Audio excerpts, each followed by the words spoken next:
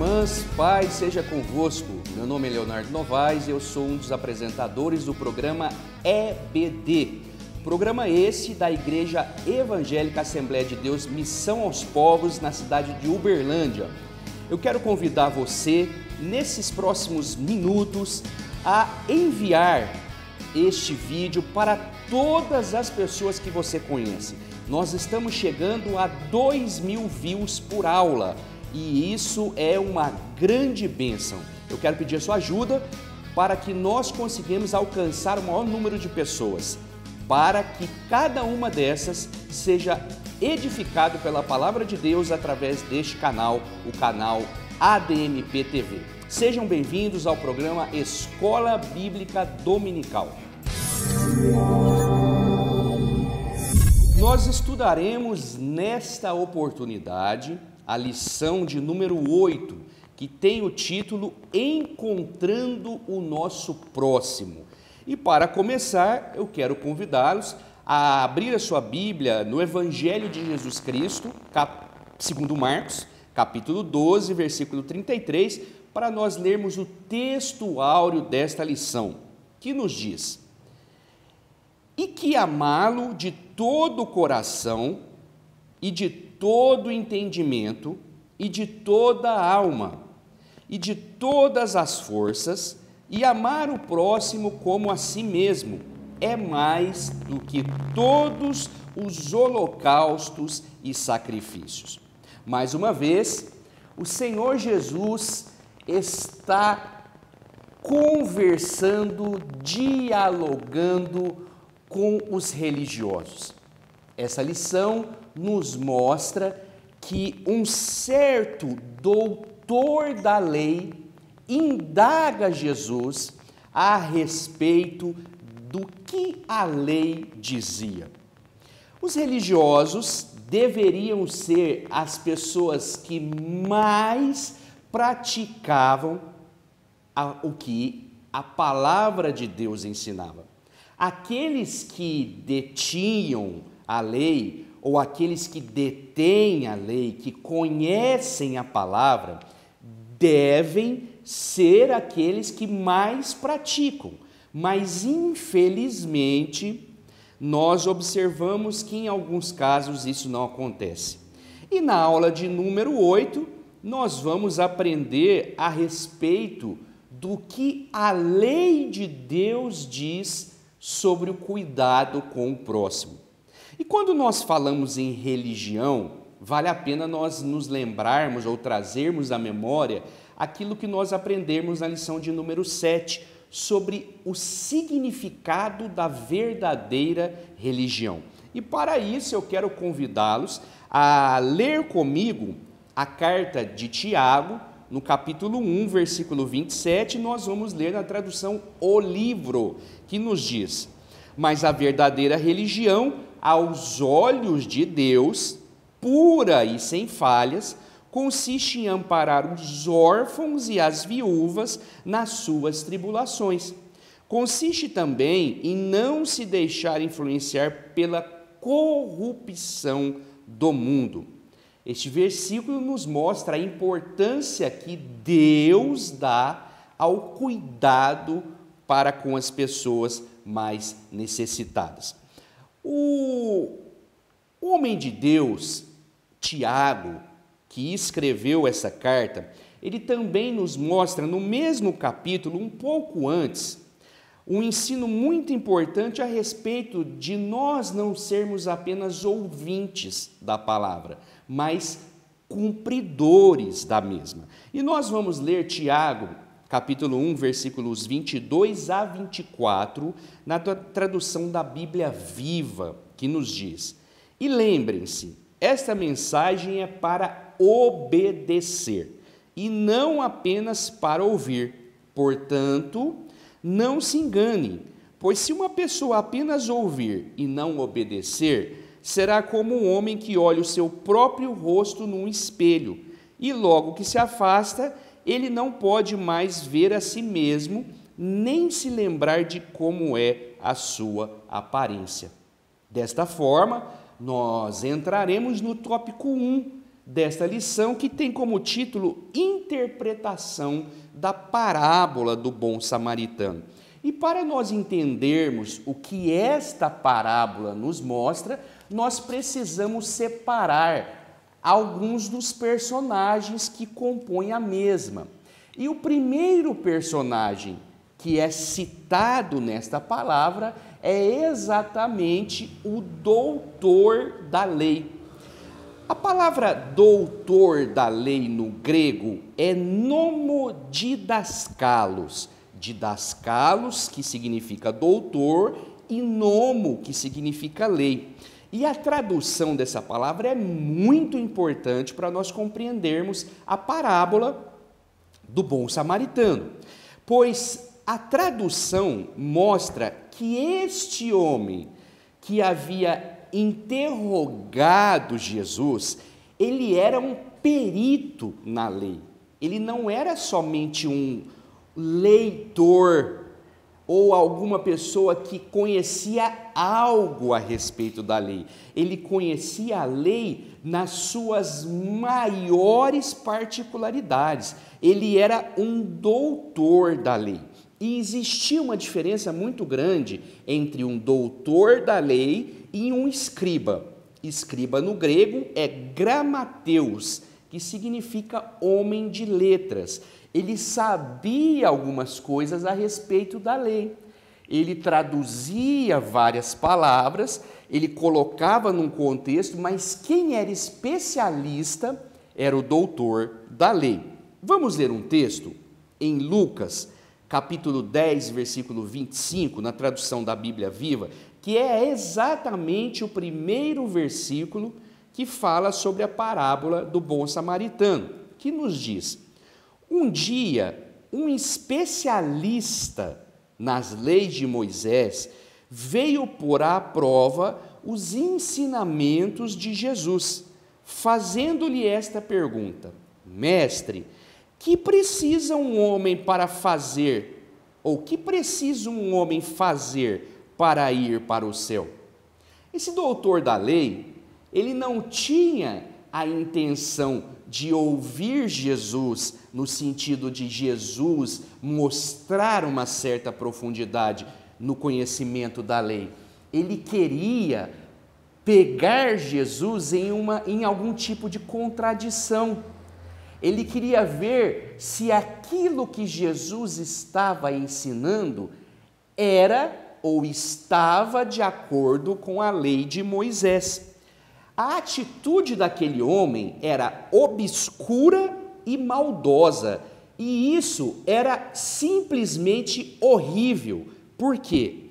Será que um homem de Deus poderia ou pode agir desta forma? Tendo segundas intenções, querendo pegar as pessoas em possíveis erros? Nós vivemos em um tempo onde a religiosidade está aflorando novamente. Eu uso uma frase que diz o seguinte: o homem é cíclico.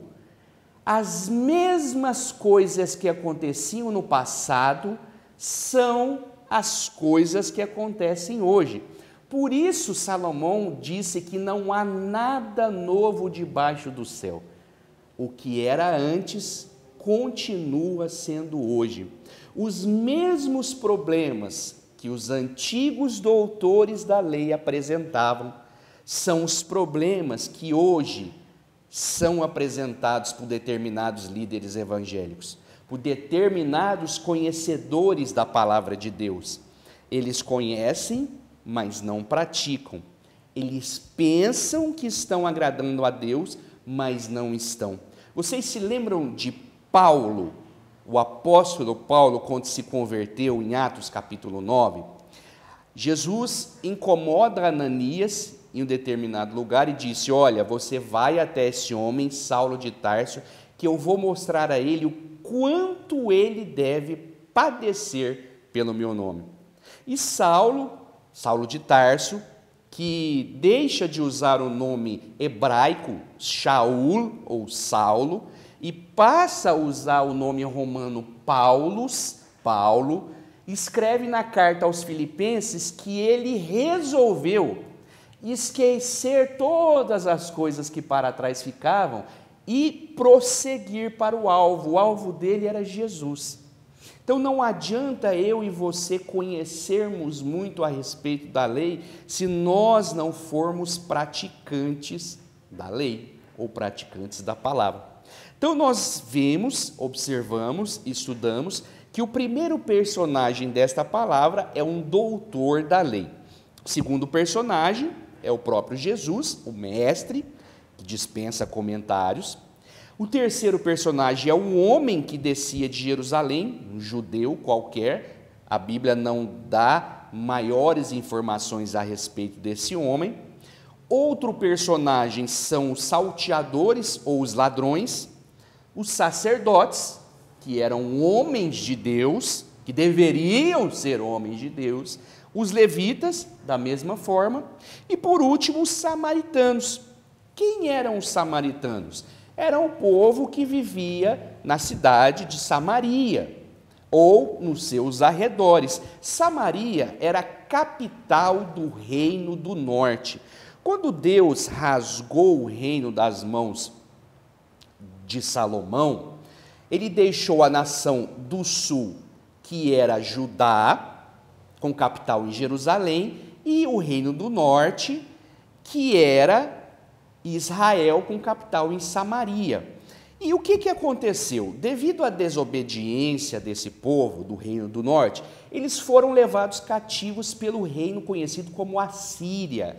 E quando eles voltaram do cativeiro, os próprios assírios fizeram com que os judeus que haviam sido levados cativos tivessem relações com o seu próprio povo, e dali nasceu um povo que não conhecia Deus na íntegra. Eles falavam diferente, eles tinham costumes diferentes, e eles se tornaram inimigos dos judeus. Estes eram os samaritanos, de tal forma que onde estava um judeu, um samaritano não podia estar, porque eles tinham rixas muito fortes, muito marcantes. Então, voltando à parábola do bom samaritano, esse doutor da lei queria enquadrar Jesus em algum tipo de erro contra o que Moisés havia escrito. Então, para nós entendermos e interpretarmos esta parábola, vamos ler exatamente o que a parábola nos ensina. Nós vamos ler a Nova Tradução na linguagem de hoje, que nos diz: um mestre da lei se levantou e, querendo encontrar alguma prova contra Jesus, perguntou: mestre, o que devo fazer para conseguir a vida eterna? Jesus respondeu: o que é que as Escrituras Sagradas dizem a respeito disso? E como é que você entende o que elas dizem? O homem respondeu: ame o Senhor seu Deus com todo o coração, com toda a alma e com todas as forças e também com toda a sua mente. E ame ao seu próximo como você ama a si mesmo. E Jesus respondeu: a sua resposta está certa. Faça isso e você viverá. Porém, o mestre da lei, querendo se desculpar, perguntou: mas quem é o meu próximo? Aqueles judeus eram povos extremamente individualistas. Já comentamos que eles não tinham ligação com os samaritanos. E quando eles interpretavam o texto que dizia que eles deveriam cuidar do próximo, eles estavam limitando somente aos próprios judeus. E alguns chegavam ao cúmulo de cuidar somente daqueles que eram da sua tribo. E isso era contrário ao que a palavra dizia. Agora eu quero fazer uma pergunta aos senhores, às senhoras que são professores de escola bíblica dominical e que vão ministrar esta aula para os seus alunos. Quem são as pessoas que a Bíblia diz que são os nossos próximos?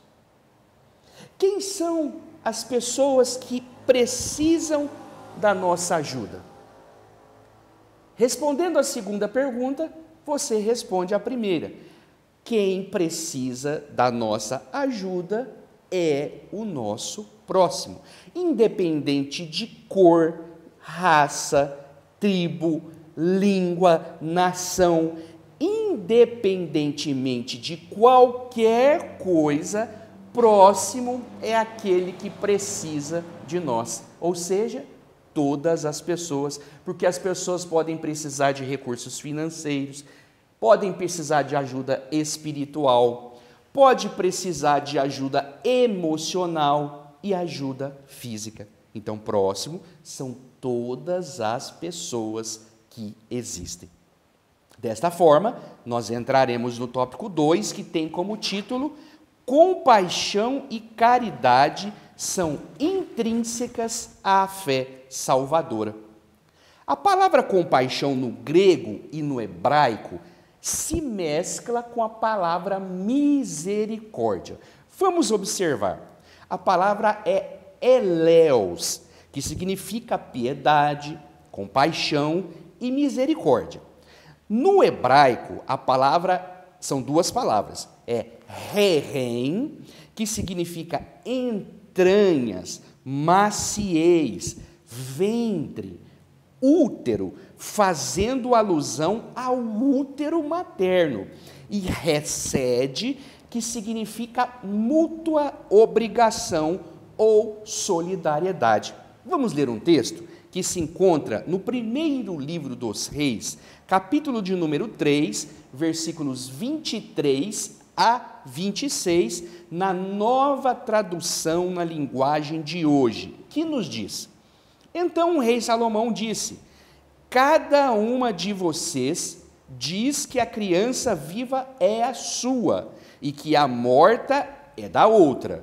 Então mandou buscar uma espada e, quando a trouxeram, disse: cortem a criança viva pelo meio e deem metade para cada uma destas mulheres. A verdadeira mãe do menino, com o coração cheio de amor pelo filho, disse: por favor, Senhor, não mate o meu filho, entregue-o a esta mulher.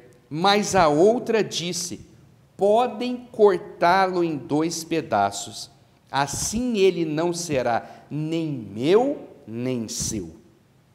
Vejamos, nós estamos falando que a palavra compaixão no hebraico quer dizer ou está relacionado ao útero. Nesse termo, nesse texto, melhor dizendo, nós observamos que a verdadeira mãe, aquela mãe que havia gerado a criança no seu útero, que amava ela de uma forma muito grande, não teve coragem, porque o amor é muito maior, não teve coragem de deixar a criança ser morta. Ela preferiu perder a criança para outra mãe, para outra mulher, do que ver o seu filho assassinado. Este é um dos sentidos, dos significados da palavra compaixão. Quando você olha para as dificuldades do seu próximo com o verdadeiro amor, com misericórdia, colocando o seu maior apreço na vida daquele que está do outro lado. A palavra misericórdia, existe uma história bem interessante, que diz que misericórdia é quando você olha a miséria das pessoas com córdia. Córdia é traduzido para o português como coração. Coração, quando você vê a miséria do outro com o seu próprio coração. Vamos ler outro texto que se encontra em Gênesis, capítulo 43, versículo 14, na tradução King James atualizada, que diz: que El Shaddai, o Deus Todo-Poderoso, vos faça encontrar misericórdia junto deste homem poderoso, e que ele vos permita trazer vosso irmão e Benjamim de volta para casa. Quanto a mim, que eu perca meus filhos, se os devo perder. A palavra caridade é traduzida como amor. E no grego nós usamos muito a palavra ágape, que traduz um amor que deseja realmente o bem para as outras pessoas. É a essência do amor, é a essência do sentimento bom para com os outros. E é o amor baseado no amor de Deus. Vocês se lembram de João capítulo 3, versículo 16? Que diz que Deus amou o mundo de tal maneira, de uma maneira muito grande, que deu o seu Filho unigênito para morrer em nosso lugar. Então esse é o sentido de compaixão, de caridade, de misericórdia. Diferentemente de algumas pessoas pensam, do que algumas pessoas pensam, a palavra caridade na Bíblia não tem nenhuma ligação com ajuda financeira, com ajuda física. Ela está dizendo caridade, mas a tradução é amor. Explique isso para o seu aluno. Mostre que nós vivemos tempo em que as pessoas estão perdendo o amor, e mesmo pessoas que estão dentro das igrejas, assim como o doutor da lei desta parábola havia perdido. Nós precisamos tomar muito cuidado para não nos tornarmos simplesmente pessoas religiosas, pessoas que conhecem, mas não praticam. E desta forma, nós vamos entrar no tópico de número 3, que diz o seguinte: o nosso próximo é qualquer pessoa necessitada. E existe uma frase marcante, baseada no que Paulo escreveu aos Efésios, no capítulo 2, versículos 8 e 9, que nós leremos daqui a pouco, que diz o seguinte: fazemos o bem porque somos salvos, e não somos salvos porque fazemos o bem. O Espiritismo ensina que sem caridade não há salvação. E eles confundem a palavra caridade, que nós já dissemos, já mostramos, já ensinamos, que não tem nada a ver com obras, e sim com o sentimento que faz com que as obras aconteçam.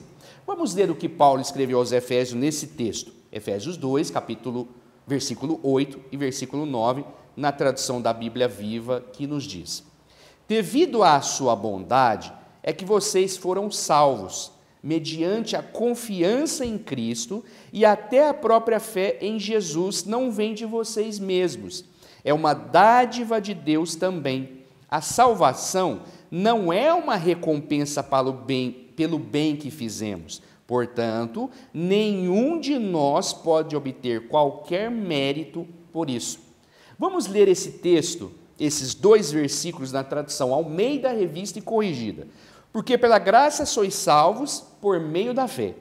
E isso não vem de vós, é dom de Deus, não vem das obras, para que ninguém se glorie.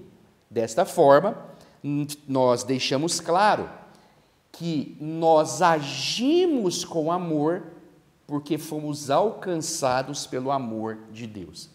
E eu gostaria que você insistisse nesse assunto dentro da sua sala, porque nós estamos vivendo tempos trabalhosos, conforme Paulo escreveu a Timóteo, dizendo que no futuro nós teríamos homens amantes de si mesmos, avarentos, presunçosos, e ele estava dizendo não de qualquer pessoa, ele estava citando homens de Deus que se tornariam pessoas avarentas, sem compaixão, sem misericórdia.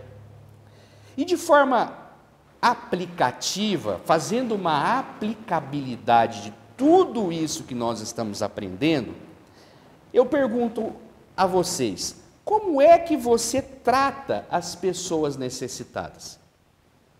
Como é que você trata as pessoas que passam por necessidades? E nós já estudamos que as pessoas precisam ser cuidadas de forma espiritual, de forma emocional e de forma física.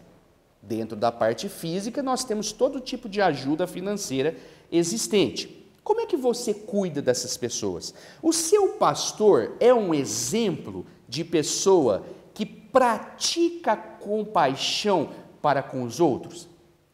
Você, como professor de escola dominical, é um exemplo de pessoa que pratica compaixão para com os outros?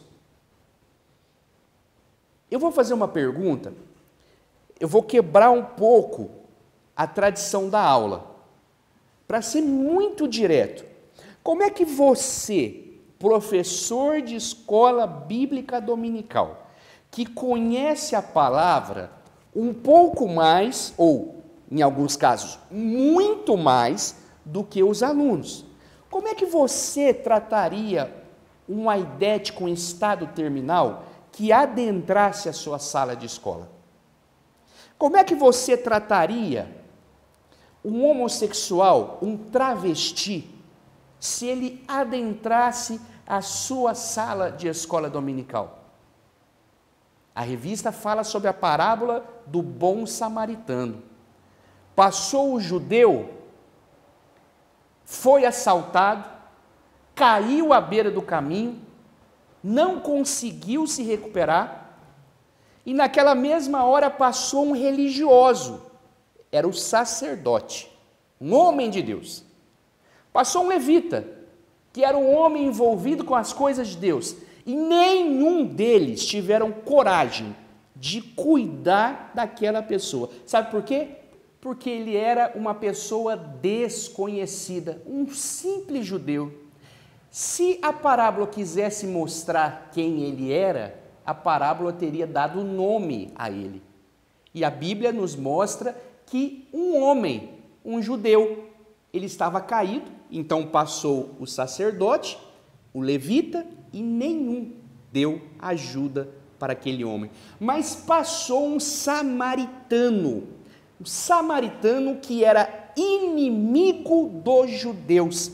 E aquele homem, cheio de compaixão, parou o que estava fazendo, deu atenção ao homem que precisava de atenção naquele momento e tentou cuidar do mesmo, viu que a situação não era tão fácil e resolveu levar para um lugar, para uma estrebaria, para um lugar onde as pessoas paravam para repousar. E ele fez mais. Além de levar, ele viu que aquele homem ia demorar para ficar curado, são. Ele disse: olha, tudo que este homem precisar, você anota na minha conta, porque quando eu voltar para cá, eu vou pagar tudo. Nós precisamos deixar de ser hipócritas. Nós precisamos agir de forma mais sincera com as pessoas. Vocês se lembram nas lições anteriores que nós estudamos sobre hipocrisia? Nós estudamos sobre sinceridade, sem cera, sem máscara, mostrando para as pessoas o que nós somos, e está cheio de determinados homens de Deus, doutores da lei, dentro das igrejas, que não passa de sepulcros caiados. Tem o nome de homem de Deus, mas não demonstram compaixão pelas pessoas. Tem nome de doutor da lei, de ensinador, mas não consegue expressar amor para com as pessoas que precisam. E nós precisamos mudar isso. Quem vai mudar? A palavra, através da ministração e ação sobrenatural do Espírito Santo de Deus. Só Ele pode fazer isso. Mas o que acontece é que esses homens estão cheios de si mesmos, assim como aquele doutor da lei estava. Eu vou terminar fazendo uma última pergunta para vocês. Nós estamos em um público conhecido como público pentecostal, um público assembleiano. Este é um canal de uma igreja Assembleia de Deus. Mas você, como professor, como você trataria um homem ou uma mulher coberto de tatuagem dos pés à cabeça se essa pessoa adentrasse a sua aula de escola bíblica dominical? Que Deus tenha misericórdia de cada um de nós, que nós aprendamos a expressar aquilo que Jesus expressou, perdoando os nossos pecados que eram terríveis, amando a nossa vida e se entregando por nós, para que eu e você tivéssemos vida e vida com abundância. Que o Senhor nos abençoe. Este é o programa Escola Bíblica Dominical.